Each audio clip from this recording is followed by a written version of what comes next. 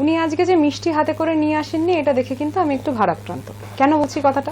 কারণ বিজেপির যখন আমাদের বাংলা আর একটা সন্তান জন্মগ্রহণ করেছে তখন স্বাভাবিকভাবে সেই পরিবারের প্রত্যেক ব্যক্তি যে এসে একটু মিষ্টি খাবে এই জিনিসটাই কিন্তু আমরা জেনে অভ্যস্ত।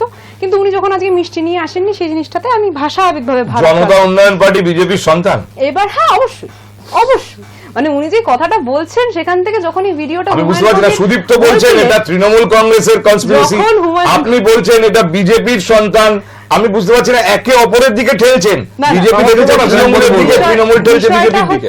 আমি প্রমাণ দিয়ে বলবো যে একটা দল রয়েছে যে দলটা নিজেদেরকে হিন্দুদের প্রতিনিধি হিসাবে দাবি করেন, এবং যদিও আমরা যারা হিন্দুরা রয়েছে তাদেরকে আমাদের প্রতিনিধি হিসাবে একদমই গণ্য করি না, মান্যতা দিই না, এটা একটা পরের বিষয়। কিন্তু হঠাৎ করে আরেকটা পার্টি গজিয়ে উঠলো যারা হঠাৎ করে মনে করছে যে মুসলিম সম্প্রদায়ের ভাইদের সম্মান রক্ষার জন্য হুমায়ুন কবিরকে সেই জায়গাটা দাঁড় করাতে হবে, এবং ঠিক এই স্ট্র্যাটেজিটাকে সামনে নিয়েই তারা মুর্শিদাবাদে নেমেছে।